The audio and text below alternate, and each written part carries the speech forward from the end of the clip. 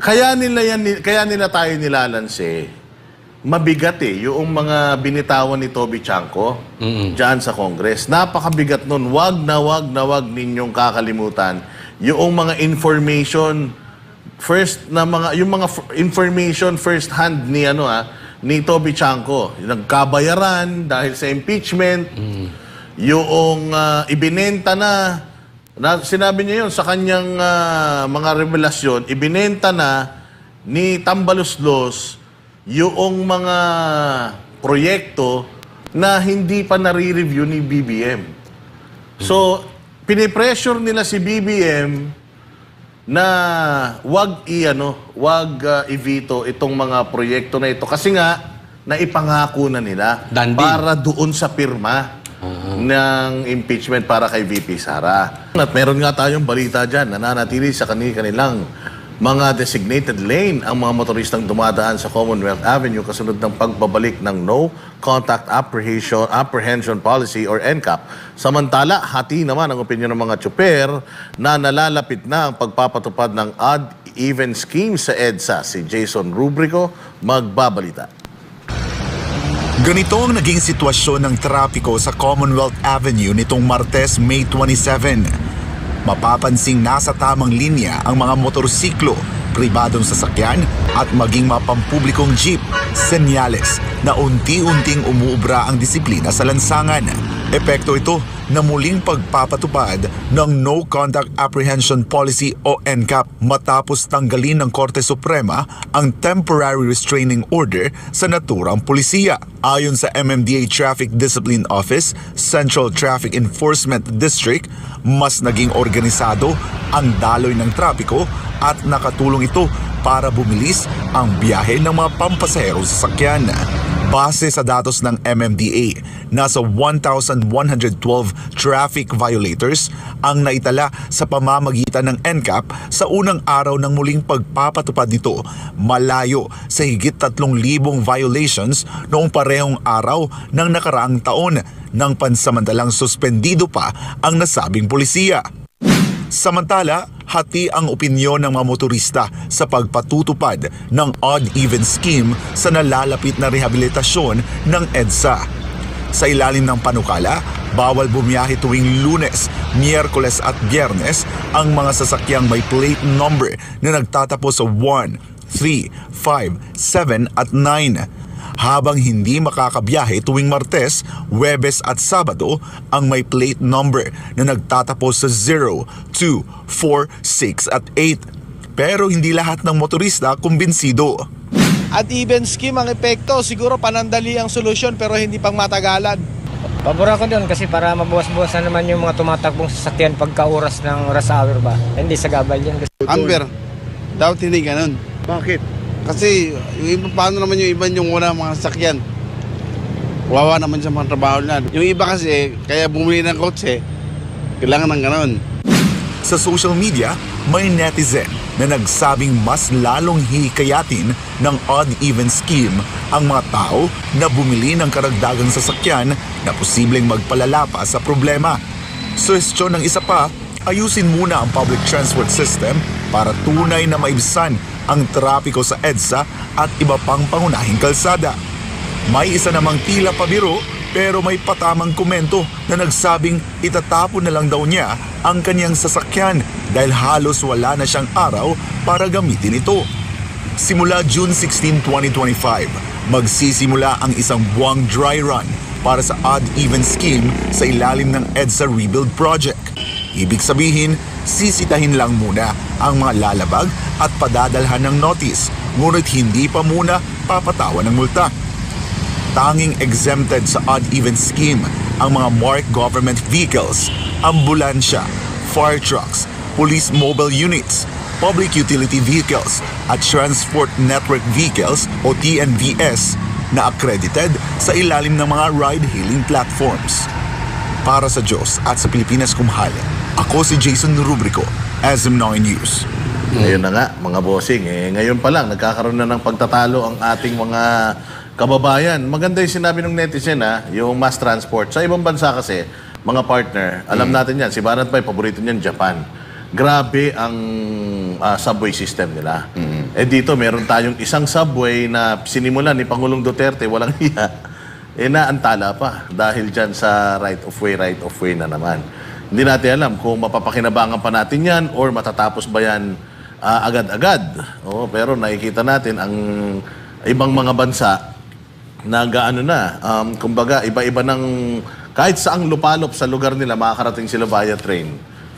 Dito sa atin, ang tren natin, isang direksyon lang. Isang diretso, tapos dadagdagan lang ng dalawang lane or dalawang riles.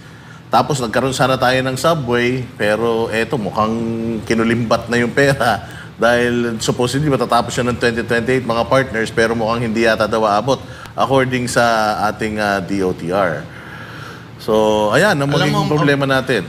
Ang problema talaga dyan yung kuwari ikaw yung isa lang sasakyan mo, paano ka talaga pupunta ng opisina? Kaya nga yung sinasabi nila na sana- bibili ng isa. So, anti-poor daw itong ad even. Kasi kawawa nga naman, halimbawa, hindi naman, sana kung masasabi niyong okay, una-una, sa ibang bansa, maayos ang escalator. Isa pa yan. So, di ba? Hindi katulad sa atin, grabe talaga, gabundok ang So, hindi tama. Pangalawa, mainit. Sobra. Di ba? Bago ka pa makarating ng opisina, ang bantot-bantot mo na. Sana kung may shower doon, di ba? Wala talaga. Pangatlo, isipin mo kung sakasakali lang wala ka talagang sasakyan, walang window hour. Sana man lang lagyan ng window hour para ikaw ang mag-adjust. Parang 24 hours siya tayo. Pero we also have to consider mga partner na they are doing this dahil to make way Sa sa construction and ng EDSA. Pero siguro maganda itong rebuild ng EDSA, kailangan ilathala muna nila anong klaseng gagawin nila, yung plano, kailangan may pakita muna kasi Kailangan lang nila bigyan ng solusyon. Kasi ikaw, kung ano solusyon mo, dalawa. Bibili kang kotse o magmumotor ka na lang. Di ba? Yun ang paano kunwari babae, anak mong babae, papasok sa opisina. Halimbawa, siyempre, mahal na mahal mo yung anak mo. Delikadong ang peace and order ngayon. Di ba? Walang sasakyan yun. Paano siya? Dapat kukuha ka ng boyfriend 3 Ay, oo, sasakyan. no? Yun! hindi Kaya lang ang sisigurado niya, yung boyfriend may pera. hindi lang hindi lang pala issue dito yung mass transportation, pati peace and order, no? Kasi siyempre, sa gabi, uuwi. Ang dami ngayon nga di ba, nakikita nyo yung sa jeep. Yung ako may napanood talagang sa jeep, winawarning na nung driver, may snatcher dyan, ha? Tago nyo cellphone nyo. Yung snatcher nandun. Nandun Wala, mismo. ang tapang. Hanggang biglang Huminto, kinuha. sinabi ko na siya yung may snatcher. Ganun na ka-standard. Isipin mo, kunwari, anak mong bata na babae, papasok ng opisina, tapos, siyempre, hindi naman lahat busway or MRT, di ba? Magji-jeep yan, magta-tricycle yan. Ang dami pa namang addict na tricycle driver. Huwag kayong dyan. Yung panga pa lang talagang wapak na. Di ba? Ang dami ganyan So, alam mo yun, bigyan nyo na solusyon ng tao. I understand that we have to adjust. Kaya nga, solusyon, maybe, gawin nyo ng magkaroon kayo ng window hour para, doon na lang babiyahe. Or, Di ba? magano sila, yung libreng sakay. Or tanggalin yung presidente. Ayun, maganda. Ayun. Kasi kung ang problema natin, peace and Yun ang order, pinakamaganda. yung presidente may Palagay ko, kasalanan. hindi na luluwang traffic. Ang Pati daming masolusyonan. lahat yan, it follows, Kapag pero speaking of peace and order, mga bossing, alam nyo ba na merong sanction? Hindi sanction, tawag doon, advisory, ang Amerika sa Pilipinas. Kumbaga, binibigyan ng babala ng gobyerno ng Amerika ang mga Amerikano na magbabiyahe papunta ng Pilipinas. At ang babala na binibigay nila hindi maganda. Sinasabi nila ito, babasahin ko para mas alam natin. Ayan terrorists and armed groups have carried out kidnappings, bombing, and other attacks targeting public areas like tourist sites, markets, and local government facilities in the Philippines. Violent crimes are also common in the Philippines, such as robbery, kidnappings, and physical assault. Protests happen in the Philippines and could turn violent and or result in traffic jams and local closures with limited capacity of the local government to respond. Hindi fake news yan. So ito ang advisory ng mga Amerikano sa kapwa nila Amerikano na magbabiyahe sa Pilipinas. Pero ang PNP chief natin, sinasabi niya na safe daw ang Pilipinas at mababa ang crime rate. Pati Anong si ano? masasabi niya mga partner? Fake news. Ako isa lang masasabi ko dyan. Pwede ba sa pamunuan ng SMNI, pwede niyo po ba akong ipasok sa Malacanang Press Cartel? Para ako magtatanong kay Yusek Claire ng Derechuan, ano ba talaga? Kasi sinasabi niyo mapayapa, bumababa ang crime rate. Pero bakit ganito? Hindi lang yan, ha? Korea na una dyan, eh. Dahil sa kidnapping sa Koreano. So, Pati China, meron na rin advisory sa I atin. mean, bakit ganon? Yun ang ginagawa ng ibang bansa sa atin. Tapos tayo, sasabihin natin, peaceful. Di ba? So, medyo parang, di ba nyo pwedeng aminin na lang? Sinungaling talaga. Ito lang May tanong recently ako sa lang. inyo. O sige partner. Sa harap nyo, meron ka na bang nakita nagsaksakan? Wala pa. Ikaw. Wala pa. O, edi mapayapa ang Pilipinas. Simple lang eh. Fake news eh. Baka naman sinisiraan lang tayo ng Amerika. Ayun. Kahit ako, wala akong nakikitang saksakan eh. Wala rin isnachan sa amin. Sa amin, wala din. Sa amin din, hindi ko na O, nakikita. mapayapa ang Pilipinas. Mas labas pa kayo sa kalsada. Hindi rin. Hindi. Puro pala kayo mga Init ubok eh. Para kay si Claire eh. Pero ito nga ang problema natin. Sobrang sinungaling ng PNP, sobrang sinungaling ng pamahalaan ngayon patungkol sa totoong lagay ng Pilipinas. Bibigyan kita ng example. Itong si Abalos at saka si Marbil, proud na proud sila. Dahil na-dismiss daw yung kanilang kaso. Yung final ni Pangulong Duterte na kaso sa kanilang malicious mischief. Wala daw probable cause. Sabi ng DOJ. So 16 ito tinan mo 16 days na namalagi ang pulis sa isang banal na dako. Gamit ang warrant of arrest na Wala doon yung wala huhulihin. doon yung uhulihin at hindi doon ang address. Pero walang may namatay na 3 actually. May namatay na isa, sa pangalawa, yung una may 2 At namatay. sinabing walang baril na pumasok. Yes. Oo. So wala daw hindi regular. O wala daw irregular na nangyari diyan. Bago nating PNP chief. Kaya itong nangyari na-dismiss sa piskalya pa lang yung kaso nitong 2 tukmol na ito. Ano masasabi niyo diyan, mga partner? Kasi ito si DOJ secretary natin, kakaiba talaga. Ay, iba talaga to. Hindi natin alam kung siya ba talaga ay nagpapatupad ng batas sa Pilipinas o Ito yung nagsabi na Otherwise. hindi pa papasukin ng ICC. Oo. Pag nagpunta kayo dito, aarestuhin ko kayo. Si PRRD pinaaresto. hindi ba? Kaya dito mo talaga Dinalasan. malalaman parang parang ibang klase. Ito katulad niyan. Meron na naman siyang bagong pakana. Yan daw si Harry Roque. Gusto niyang pauwin. May pinakakalat siya na hindi lang daw 1, 2, 3 passport. Na pinabulaanan naman ni Attorney Harry Roque. Ito, basahin natin itong balita. Teka muna. Sige. Si Bantag nga, hindi niya. Mamaya. Pinabulaanan ni dating Malacanang spokesperson Harry Roque ang pahayag ni Justice Secretary Boying Rimulya na mayroon siyang multiple passport. Ayon kay Roque, fake news ito. At isa lamang daw na paraan para siya ay siraan ng gobyernong Marcos. Si Margot Gonzales magbabalita. Pinakakansilahan ni Justice Secretary Jesus Crispin Remulla sa Department of Foreign Affairs o DFA ang pasaporte ni dating Malacanang spokesperson Attorney Harry Roque kasunod ng paglabas ng warrant of arrest ng korte laban sa kanya. Ayon kay Remulla, may 2 hanggang 3 pasaporte raw si Roque. Bawal daw ang pagkakaroon ng mahigit sa isang regular na Philippine passport. Pali sana, kung official pa rin siya, meron siyang diplomatic tsaka meron siyang regular. Ang alam namin, meron siyang 2 regular.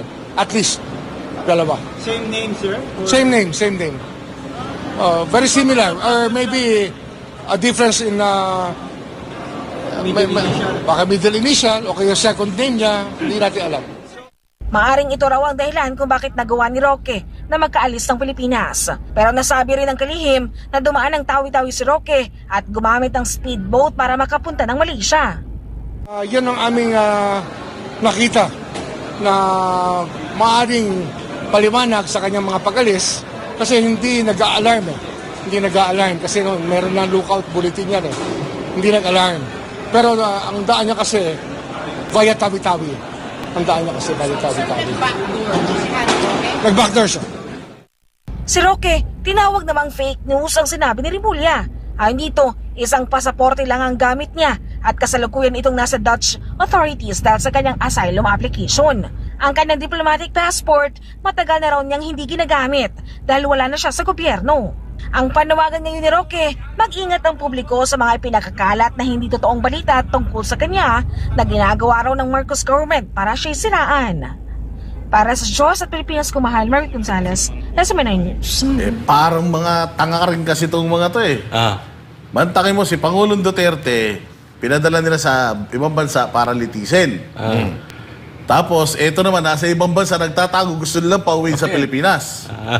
Parang mga baliw talaga itong mga nasa gobyerno ngayon. Ganon din si Tevez, di ba? Sabi niya dyan? Malapit na, uwi na. Uwi na. Yung kwentong, may kwento siyang bago May bago siyang kwento na dumaan sa tawi-tawi, hindi lang isa.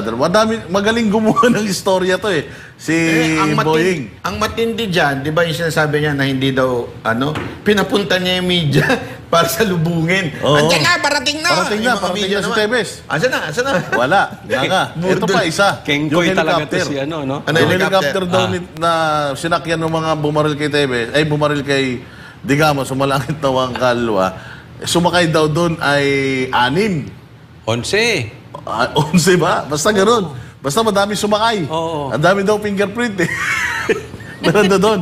So, it turned out, yung chopper pala na yun, plus the pilot, kaya lang magsakay ng 5. So, 4 lang yung pwedeng maisakay.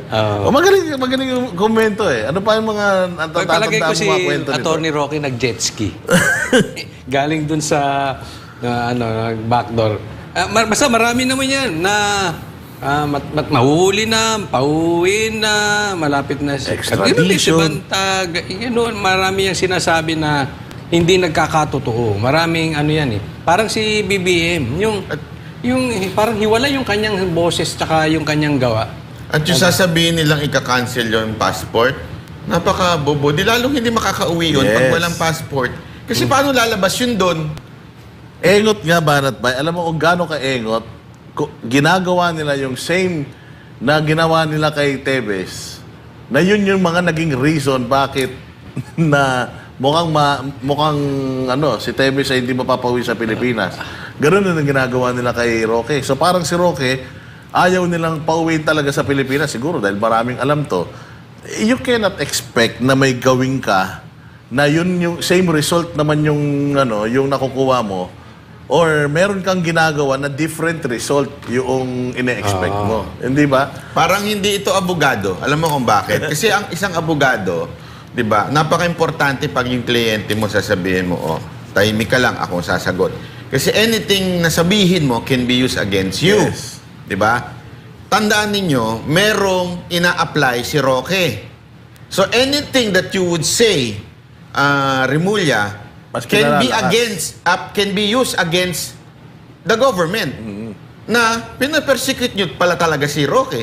Kukunin, tuwan-tuwa, sigurado ako si Roque, tuwan-tuwa yan Tingnan nyo, kunin natin yung video na yan, pasa natin, tingnan nyo, pinapersecute ako, wala man lang due process, ito na kagad, Mas magagamit pa, kaya nga sabi ko, ito si Rimulya, hindi na talaga, yung kadaldalan niya, hindi na,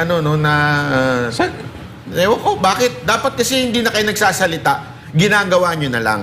Diba? Kung talagang gusto ninyong pauwiin, hindi na kayo nagpapamedya, gagawin nyo na lang. Tapos, bulaga, nandiyan na si Roque. Wala Mas lalo tuloy lalo tuloy nagkakaroon ng dahilan para i-approve yung kanyang asylum. Saan ba nag-graduate ng law school? UP ba ito? Hindi ko alam. Hindi, mahirap talaga pagka... Matalino yan. Siguro dahil lang sa... na politika. kinahihiya ngayon yan, sigurado ko. Kinahihiya yan ng mga kabats niya. Marami o na. Marami ng mga schoolmates galaw. niyan. Oo, Marami ng mga galaw. Hindi galaw Mantakin mo, abogado eh. Diyan pa lang sa KOJC, nag-issue ng TRO ang isang talaga natin maintindihan kung anong mga utak talaga meron tong mga Ako hindi ko kinakampihan si Attorney Roque pero from what I'm seeing doon sa kasong ikinaso sa kanya is involved daw siya. Hindi naman dininay ni Roque na abogado siya. Yung isang inuusig doon ay siya ang abogado. O di normal na involved talaga siya. Hindi yung pwedeng kasuhan ng abogado na dahil nag-abogado siya sa isang taong kahit criminal yan eh. Oo. Whether kahit sabihin natin na human trafficking yan, human trafficker yan, o sex offender yan, karapatan pa rin magkaroon ng abogado, di ba? Hindi porket halimbawa isang tao adik. Halimbawa lang, guilty lang, nahuli siya na nagdodroga o nagtutulak, guilty, nakulong. Kukuha ng abogado. Yung abogado, hindi mo pwedeng sabihin, guilty ka, pusher ka rin. Bakit? Inire-represent mo pusher eh. Hindi pwedeng ganoon. Abogado ka nga eh. Ibig sabihin, karapatan ng sino man, kahit kriminal, binibigyan ng abogado. Kasi ako man hindi abogado pero may karapatan sila a day in court sa aking pagkakaunawa. Parang yan, may sakit. Yung may sakit, addict, pumunta sa doktor, dapat gamutin niyon. So hindi kasalanan nung abogado yun. Nag-speculate siya, tapos sinasabi niya sa media. Di ba? Parang hindi naman yata lawyer-like yun. Kasi ang lawyer kailangan factual eh. Hindi lang, hindi lang boss dada, hindi lang lawyer-like. Secretary-like. Kasi napapansin ko yung mga ginagawang secretary or mga tagapagsalita ng presidente, parang mga vlogger na attack dog eh. Ganyan, pansinin mo si Gadon, si Claire, si Boying, tapos meron pa siyang bago ngayon, yung anak nung talakatak din yun, takatak din yun. Anong meron sila? Kung hindi maging attack dog, ganyan ang naku, yung mga sekretary niya, parang ganyan ang papel eh. 'Di ba? Hindi ano sabi mo? Unsecretary-like or lawyer-like? Wala eh. Kailangan lang talaga nila yung aatake dahil hindi kaya ni BBM ipagtanggol yung kanyang sarili. Kaya kailangan niya ng mga ganyang klaseng in short, madaming bida-bida ngayon. Kailangan nilang magbida-bida. Madaming madaming fame whore. Kasi marami naman siguro mga naging secretary, DILG, DOJ, hindi hindi ako magugulat kung maging secretary to si Richard tsaka si Jam. Kasi gano'n ang mga pinipili ni itong mga to. Speaking of secretary, may balita ngayon yung politiko na online. Sabi nila inalok daw si Taberna na PCO secretary. Natinanggihan. Natinanggihan. Sabi ko, kahit pa paano, sabi naman siguro ni Taberna, okay lang, nakaka-interview naman ako without being secretary. Tsaka paldo naman ako eh. Hindi naman kailangan hindi naman... Matanong ko lang, INC ba to si Taberna? Ngayon nabalitaan ko. Kapatid na INC yan. Pero regardless, tumanggi siya. Bakit niya kaya tinanggihan? Tatlo daw yun eh. Tatlo daw ang inalok. Sino yung dalawa pa? Wala, lahat yun ayaw. So naghahanap. Ako nga, sinasuggest ko, si Claire Castro na lang. Gawin nilang PCO secretary. Kasi, pero nakakapagtaka, bago lang yung bago lang itong PCO secretary. Nagsa-source out na sila ng bagong papalit. Paano kayo? Halimbawa, parang yung magsasaka. Di ba? Nagtanim siya ng mangga, tapos pipilitin kang magsaka ng mais. Paano mo gagawin yun?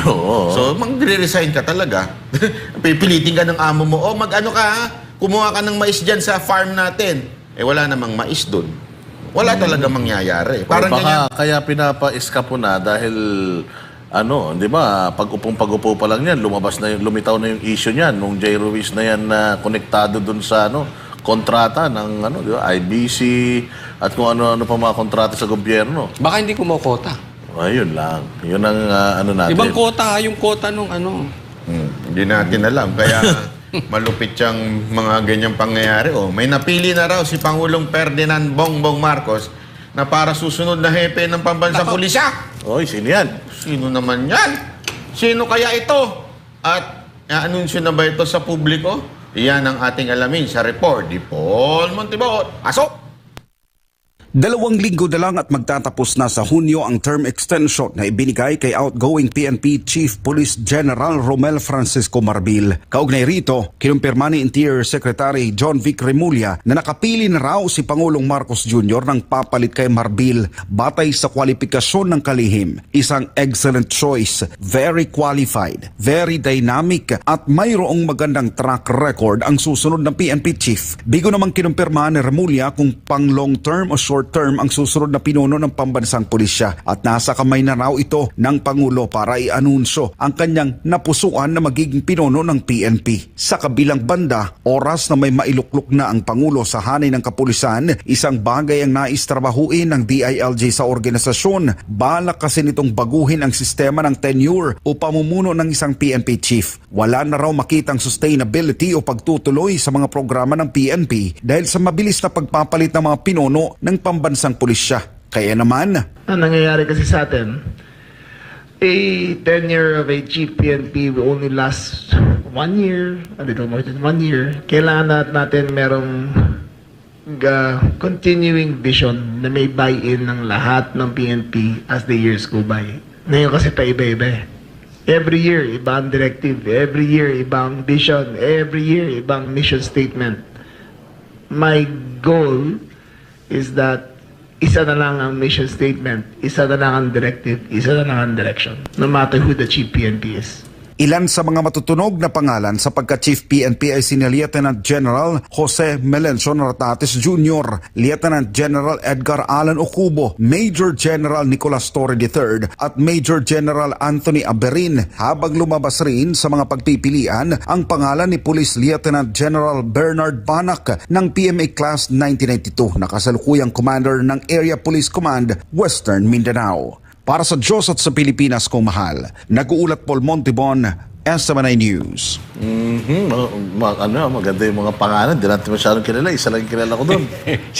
Best friend, no? Best friend ko, si General Torre. Nako, lahat ng kahayupan sa mundo, ginawa mo na. Kailangan magbunga yung paghihirap at pupunyagi. Dapat maging PNP chief ka pag di ka naging PNP chief with all the, with all yung itong mga pinagagawa mo dito sa Pilipinas. Naku, sayang naman, di ba? Dalawang matitinong tao ang hinabol na itong mama na ito.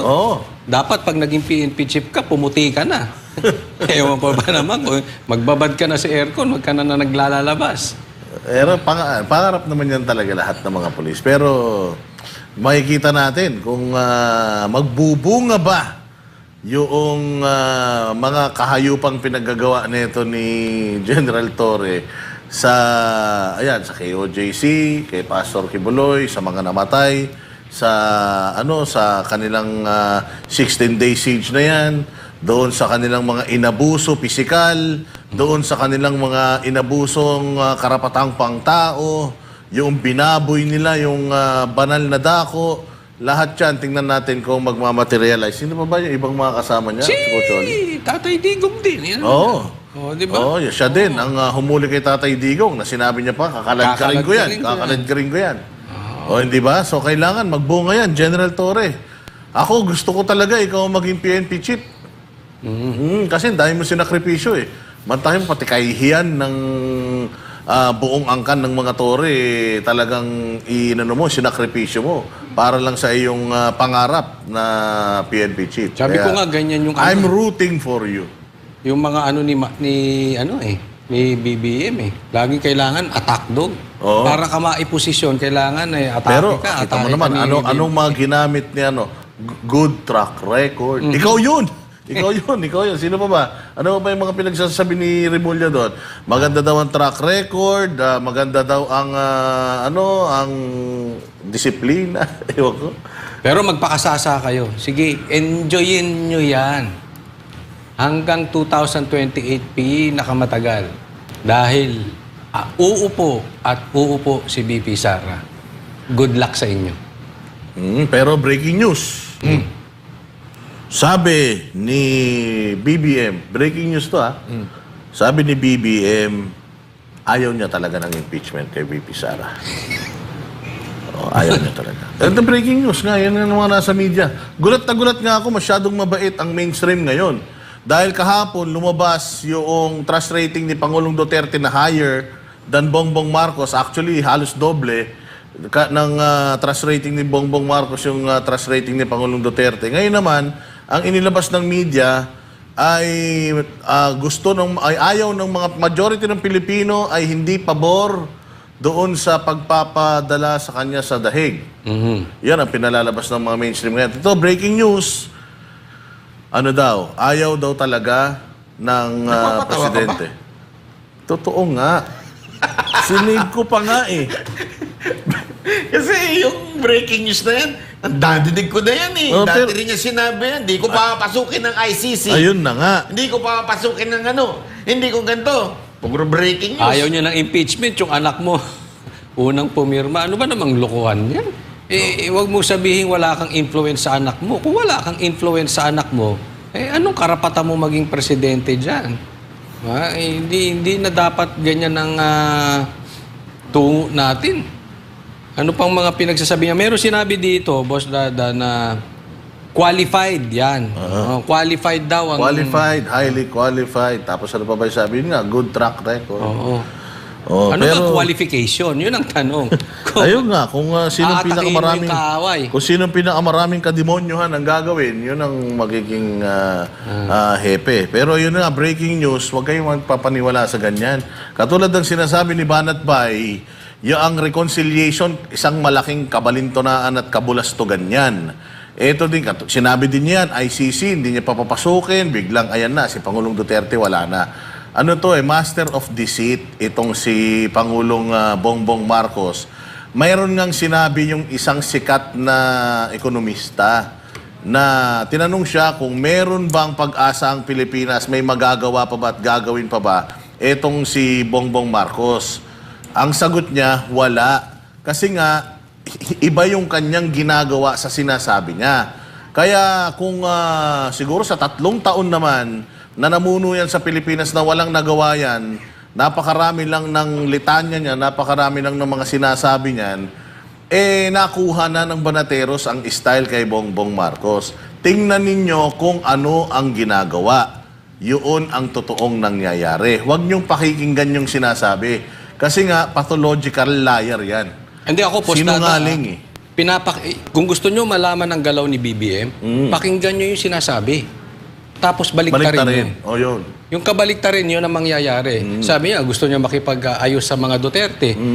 Tapos yung Duterte Youth, Party List, 3 upuan, hindi nakaupo. Diba? Yung mga ganyan na ayaw nyo sa impeachment, pero nangyayari. Anak niya anak niya nagpaikot nung papel para magpapirma Si Garin mismo nagsabi na it was not her, it was the son of, it was the first son. Of the first family. Yung nagpaikot ng papel, tapos sasabihin mo, wala kang alam, sasabihin mo, hindi mo gusto. Katarang, kalokohan yun. Isang malaking kalokohan yun, mga partner, yung sasabihin niya na ganyan. Mabigat yung mga akusasyon na yan. At tingnan natin kung si Toby Chanco ba, congressman pa, tumakbo ba siya o hindi na? Congressman pa rin siya. So next sa 20th Congress, congressman pa rin siya. Nanalo pa rin siya sa Malabon. Tingnan natin kung ipatatanggal siya na itong mga kasamahan niya. Kasi mabigat yung binitawang revelasyon ni Toby Chanco. Maging kayo doon. Kung pwede ulit-ulitin niyo yung interview na yon at i-capture niyo yung mga importanteng detalyeng binigay niya ron. Kasi yun yung corruption sa Congress as a whole. Kaya makikita mo, ngayon, si Martin Romualdez pa din yung kanilang inuupong Speaker of the House. Dahil nga, dahil para ma-release yung mga proyekto, lalo na yung mga nanalo, re-electionist na nanalo, hindi ma-release yung mga ipinangako sa kanila. Kaya dapat, kung ayaw mo nang i-release, Marcos, yung proyekto, yung mga yon, palitan mo si Romualdez. Dapat, oo. Di ba? Unless si Chanco ang papalit, kaya lang 240 congressmen na daw Hindi, alam mo yung mga congressman na yan, wala namang mga paninindigan. Walang loyalty yan, no? Wala. Dati proyekto yan. nag-ano lahat yan, nag-Duterte lahat yan, na pumapalakpak pa yan kay Duterte. Sa bagay. Wala yan, mga congressman na yan, walang honor yan. Sa totoo lang, walang honor yan mga yan. Bakit ko nasabing walang honor? Eh kasi wala naman silang paninindigan eh. Kung asa ng project, nandun sila. Kung nasa ng biyaya, nandun sila. Kaya walang honor yung mga yan. Kaya ako kung seryoso ito si Marcos, pero I doubt. I doubt naman talaga na So, seryoso. totoo yung kasabihan na there is no honor among thieves. Oo. Pero ano sa tingin nyo, partner? Naglalaglaga na ba ang Malacanang at ang Pero ngayon may breaking news. Oh, ano yan? Si Larry Gadon ng PCO Secretary. Totoo nga. Hindi, perfect yun, Kontakin mo si Larry Gadon ng PCO Secretary, tapos si Claire, Claire... baka maniwala sila, ha? Sabihin mo. Joke po yan, pero gusto ko siya. Sana siya ang maging spokesperson. Pwede na rin vice president. Kontakin mo, sila yung manggigigil habang nagsasalitan. Pag ganun-ganun pa siya. Nanginginig, no? Habang sumasagot siya doon sa reporter. Naku, patay, baka kagatin nun si Ayedin. Oo. Medyo ano pa naman. Naku po. Pero partner, sinasabi ko, tingin nyo naglalaglagan ang Malacanang at saka si House Speaker. Kasi hindi naman pwedeng walang go signal yung binanggit ni Chanco eh. Posible ba yun na, alam mo naman siya ang campaign manager ng Malacanang, ng Alyansa, tapos may sinabi siyang masama dito sa tropang Tamba. No? So ako, sa tingin ko doon, may go signal ito ng Malacanang. Meron. So ibig sabihin, kasi naglalaglagan na nililinis sila. niya yung nililinis niya yung pangalan ni BBM eh. Parang laglag, kayo ang masama, hindi ako, di ba? Pero pwede din na play nila is good cop, bad cop nga. Na si Marcos yung good cop, tapos yung si Romualdez ang bad cop, magkakampi pa rin sila. Pero magkaiba sila ng ginagawa. Ako more on sa naglalaglagan. I think hindi naglalaglagan. Naguhugas kamay. Wala akong kinalaman niya, kasalanan niya yan. Parang ganun. Pero nilaglag niya pagka Parang yun ang naging resulta, nalaglag. Pero basically, hindi naman para tirahin yung kasamahan. Pero more on, hindi ako yan. Malalaman natin yung sagot dyan kung sino ang magiging speaker. Pagka nawala na itong si Tamba, meron na yan. Hindi, pero yung Nilaglagan statement ni Marcos sinabi niya yung mga kakampi daw niya, ang hindi pumirma sa impeachment. Yung iba, yung mga nag-file impeachment complaint, hindi ko masabi na kaya kong utusan. So parang sinasabi niya, hindi ako yan eh. Linis kamay na naman. Oo. So ibig bang sabihin, Mr. President, sobrang hina mo talaga. To the point na hindi mo kayang pasunurin. Kasi sinasabi nilang separate yan. Or they are parang equal branch, equal power with the President. Kalokohan yan.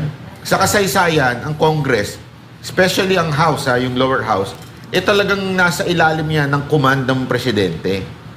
Kasi pare-pareho silang mawawala ng budget. Kaya nga sasabihin nila hawak ng budget ng Congress. Oo, pero kayang ipitin ng DBM yun. Kaya. Oo.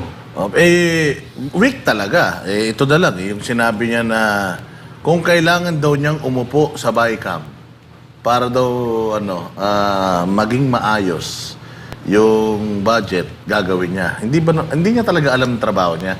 Co-equal body, co-equal branch mo yan. Hindi mo pwedeng mandohan yan. Hindi ka pwedeng umupo dyan at magmando. Ang power mo bilang executive is to veto at ipakorek kung ano yung mga nakikita mo na hindi correct. Hindi ka uupo doon at makikipag-collaborate ka with Congress and Senate. Hindi mo trabaho yan. Para kasi Marrojas nagta-traffic eh. Dapat mag-rap ka na lang. Bakit rap? Magaling siya mag-rap eh. Si Marcos? Hindi ka man nakita. May video siya nagra-rap. Dab-dab-dab-dab-dab-dab-dab. Yung deb-deb. Deb-deb. May beat yun na. Deb-deb-deb-deb-deb-deb-deb. Pati ba naman yung ahensya ng gobyerno, di pa alam, pero painitin ko ulo nyo. Painitin ko ulo nyo, ha. VP Sara Duterte, dinumog ng mga Pinoy sa kanyang pag-iikot sa Villaggio Mall sa Doha, Qatar.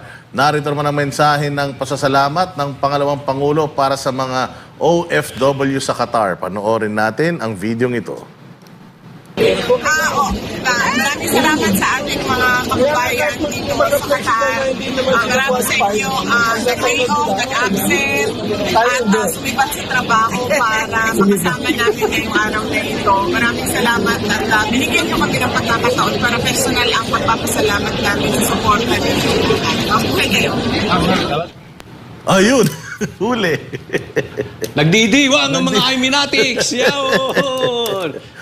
Sino kasama ni VP Sara? Si Amy. Ayan. So, confirmed, Doha, Qatar. Then, from Doha, Qatar, didiretso sila sa The Hague para siguro personally congratulate si Pangulong Duterte sa kanyang pagkapanalo bilang mayor.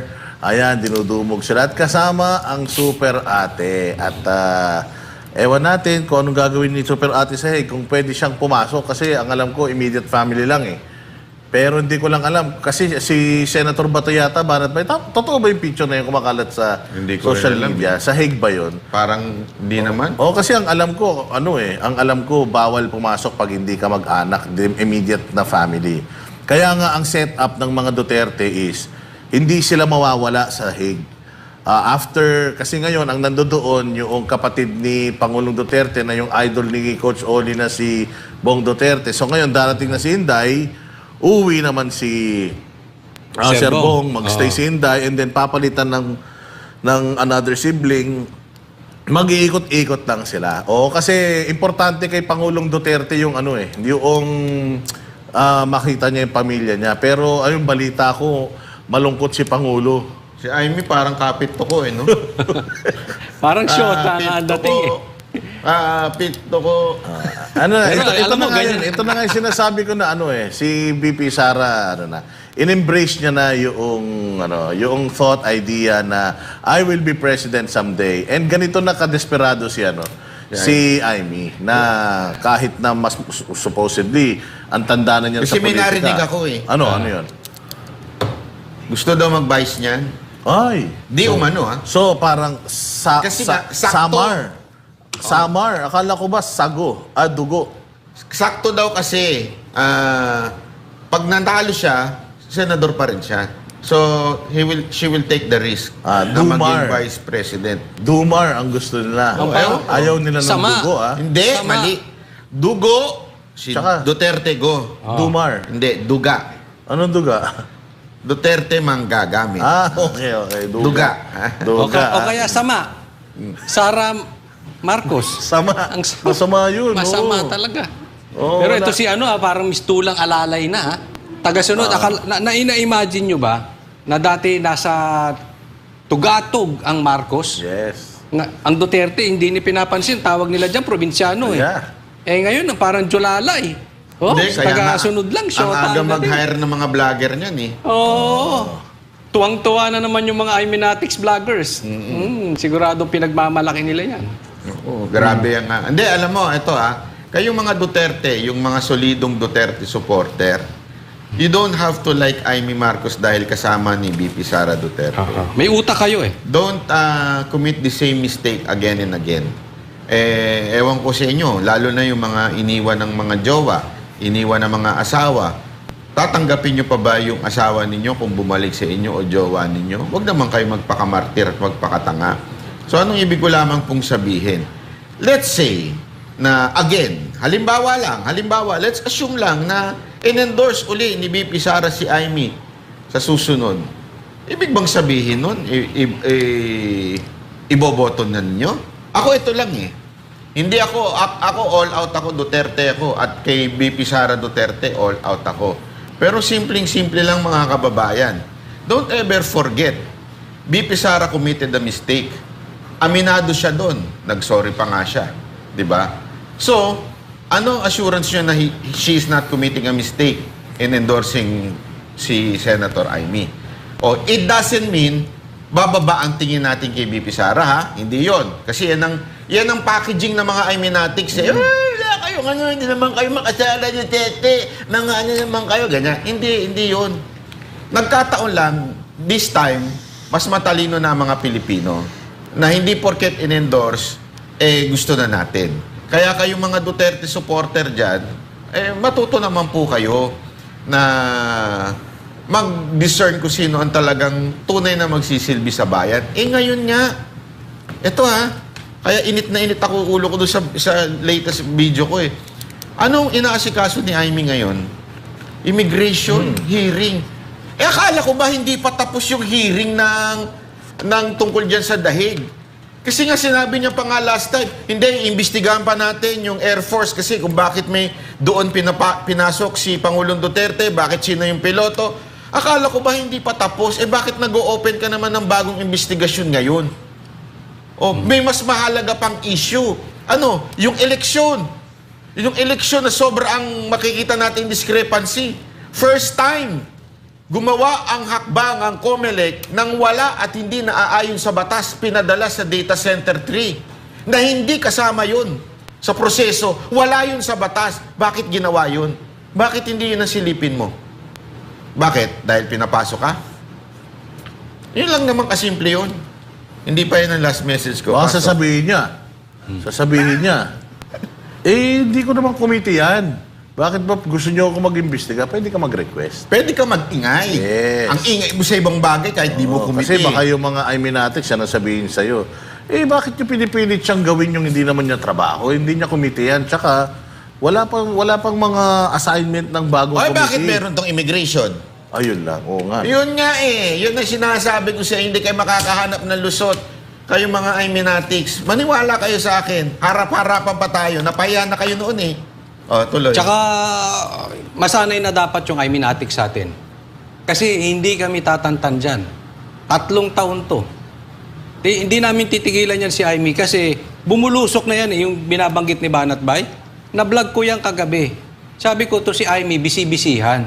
Bumulusok ka na, bumagsak ka na, Amy. Nakabangon ka lang dahil kinarga ka na naman ni Sara.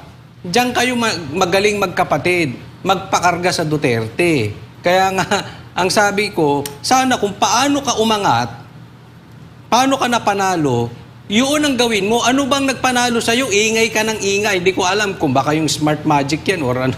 Bata, ingay ka ng ingay patungkol dyan sa pagpapabalik kay Tatay Digong. Diba? Ano ba't inaasikaso mo ngayon tong immigration? Parang, again, hiwalay Ang layo nung ano niya. Doon siya nagpunta na basta lang may masabing nag-iingay. Kaya kailangan nga dapat mag-ingay si Amy. Yung ingay mo, Amy, noong bago mag-eleksyon, ganon. Hindi namin ang kailangan ng susunod kay BP Sara. Kasi automatic yan. Sumunod or hindi ka sumunod kay BP Sara, maraming susunod kay BP Sara. Wala kang silbi dyan. Hindi ka kailangan dyan. Kailangan ka dun sa pag-iingay. Lalo na dito sa manual recount. Diyan ka mas kailangan. Di ba? Kung sa ano nito si Sara Totoo naman niya, mga partners. Ayan, sabi ko sa inyo, init ulo niyo pero wala tayong magagawa. Andiyan na yan. Antayin na lang natin. Pero magiging mapagmasintang mga banateros. Hindi tayo magre-relax. Hindi tayo nagpabudol dati. Hindi tayo mabubudol muli ngayon. Yan ang lagi ninyong tatandaan. Ang prinsipyo ng banateros, parang bato. Hindi tayo basta-basta madadala ng mga paiyak-iyak, mga pachami-chami, pa-best friend. Ako, naiintindihan ko yung importance kay VP Sara Duterte ng alyado sa Senado. Oo, pero ako naniniwala na si VP Sara hindi na magpapalokong muli. Alam mo, partner, yung sa akin, okay naman yan kasi kailangan, naunawaan ko yan, kailangan ni VP Sara ng kaalyado. Kailangan natin ng numero Pero, magkaroon siya nung talagang... Singilin natin. Yung diba? silbi.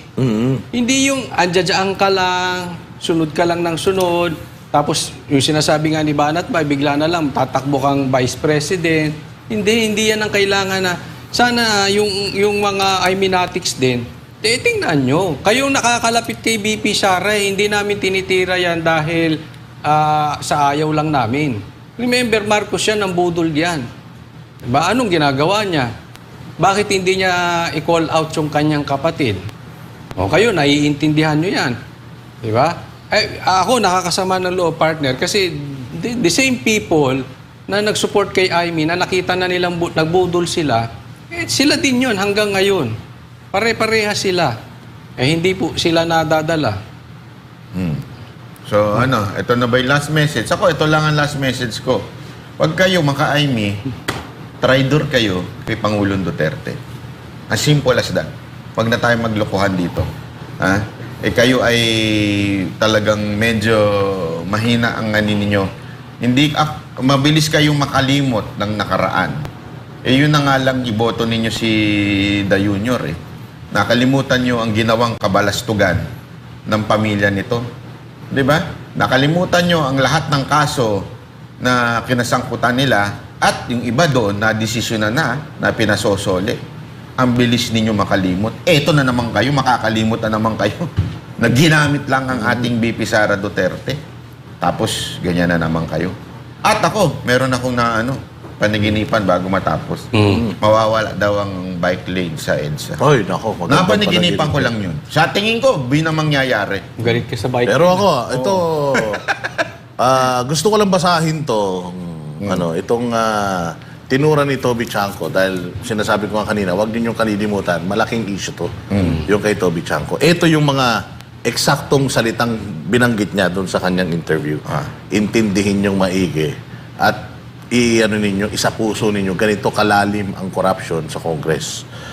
Ngayon ko lang natuklasan na ang aking duda nung unang-una pa lang kung bakit nila pinipilit yung impeachment na yan ay tama, and it was because of conditional release.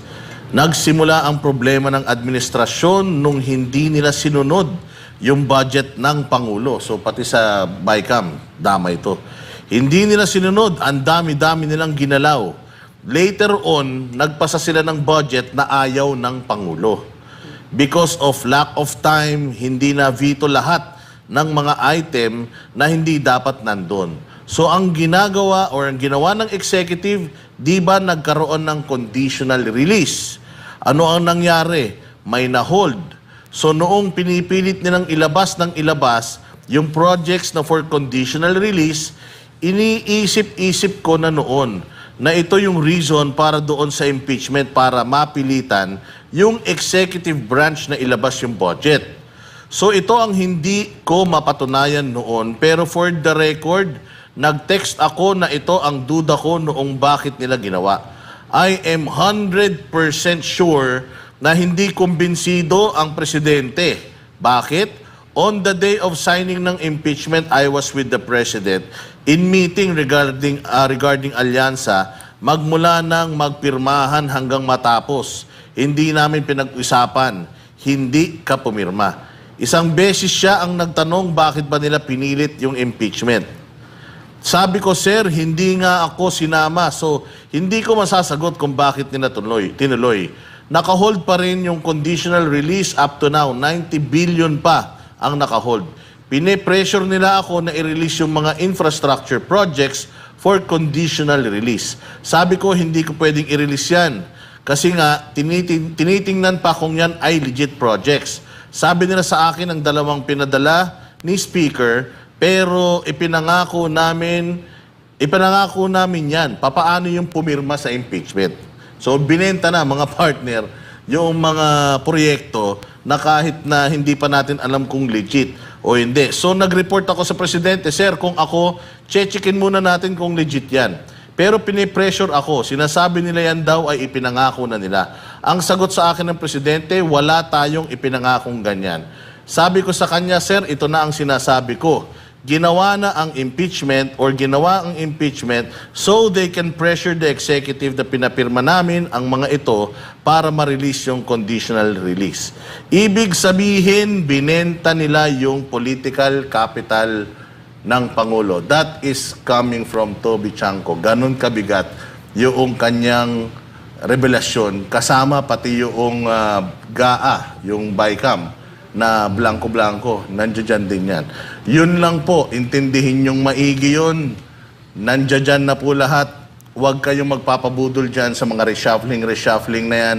Huwag kayong magpapabudol dyan sa mga kunyari, ayaw ng impeachment, breaking news pa. Kunyari, nakikipag-reconcile, huwag tayong magpapabudol. Nabudol na kayo ng 2022, huwag nang mauulit yan. Banat Bay. Ayun. Kita-kita po tayo muli, mga kabanateros. Dito lang sa SMNI, pag tama, palakpakan. Pag mali, banatan. Ako po si Banat Bay. At ako naman po, si Coach Oli. At ako naman si Boss Dada, para sa Diyos at sa Pilipinas nating mahal.